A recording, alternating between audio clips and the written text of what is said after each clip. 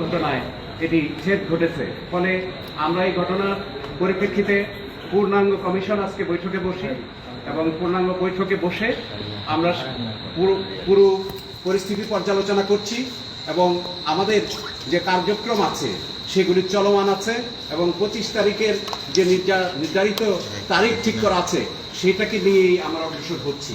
এবং আপনারা জানেন যে আমাদের সকল কর্মকাণ্ড শেষ পর্যায়ে প্রায় আমরা সব গুছিয়ে এনেছি।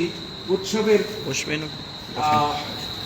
শেষের দিকে এসে এরকম অনাকাঙ্ক্ষিত ঘটনা শিক্ষার্থীদের কাছে আমরা আশা করি না, কারণ শিক্ষার্থীদেরই হাতে এই রাখসু তুলে দেওয়ার জন্য আমরা বিগত দিনগুলোতে দিন রাত পরিশ্রম করে যাচ্ছি। আমরা কমিশনে যখন বসি শিক্ষক হিসেবে আমাদের যে বিচার, আমাদের যে বিচক্ষণতা, আমাদের যে নৈতিকতা, এটি দ্বারাই আমরা শিক্ষার্থীদের কাছে গ্রহণীয় হয়ে থাকতে চাই। এখানে কারো কোনো বিশেষ এজেন্ডা বা কারো কোনো ধরনের বিশেষ পক্ষপাতিত্বের কোনো সুযোগ নেই। আপনারা ইতিমধ্যে দেখেছেন আমাদের কর্মকাণ্ডে, আপনাদের বিভিন্ন মিডিয়াতে এসছে যে আমরা কিভাবে কাজ করছি, স্বচ্ছতার ভিত্তিতে কাজ করার চেষ্টা করছি এবং সকল পক্ষকে নিয়ে আমরা একটি উৎসবে অংশগ্রহণ করছিলাম। এর মধ্যে একটি অনাকাঙ্ক্ষিত ঘটনা ঘটেছে। সুতরাং আমরা কমিশনে বসে আমরা পর্যালোচনা করেছি, আমরা আরো দেখব 25 তারিখের আগে যদি পরিস্থিতি স্বাভাবিক থাকে 25 তারিখে ভোট হবে। এই সিদ্ধান্তই কমিশনে আমরা অব্যাহত রেখেছি। আবারও আমি বলছি 25 তারিখে ভোট পেছানোর কোনো ধরনের সিদ্ধান্ত নির্বাচন কমিশন গ্রহণ করেন নাই। ধন্যবাদ।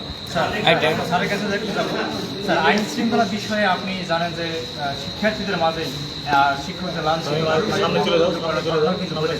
সেই ক্ষেত্রে রাষ্ট্র নির্বাচনের ফলাফল বা নির্বাচনকে কেন্দ্র করে এমন ধরনের আশঙ্কা কিন্তু আমরা মানে আন্দাজ করতে পারছি। সেই ক্ষেত্রে আইন শৃঙ্খলা বিষয়ে আপনারা আসলে কি ভাবছেন স্যার? আপনি স্যার একটু সম্পূর্ণ করি যে কর্মকর্তা কর্মচারীরা আবার কালকে থেকে কমপ্লিট শাটডাউন দিয়েছে।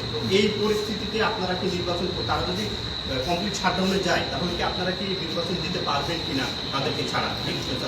এই তথ্যটি আপনার কাছ থেকে পেয়ে সুবিধা হলো আমার কথা বলতে। আপনারা জানেন যে বিশ্ববিদ্যালয়ে শিক্ষকগণ এবং কর্মকর্তা কর্মচারীগণ কর্মবিরতিতে আছেন এবং তাদের কর্মসূচি যদি অব্যাহত থাকে তাদেরকে নিয়ে আমার পুলিং অফিসারের আমাদের যে আগামীকালকে সারা দিন ব্যাপী আমার ওয়ার্কশপ ছিল, নির্বাচন কমিশন এটা পরিচালনা করার কথা ছিল, সেটি তাহলে ছেদ ঘটবে।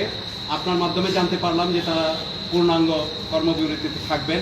সুতরাং আমরা তো একটু ধাক্কা খেলাম যে তাহলে আমরা আগামীকালকের ট্রেনিং প্রোগ্রামগুলি করতে পারবো কিনা।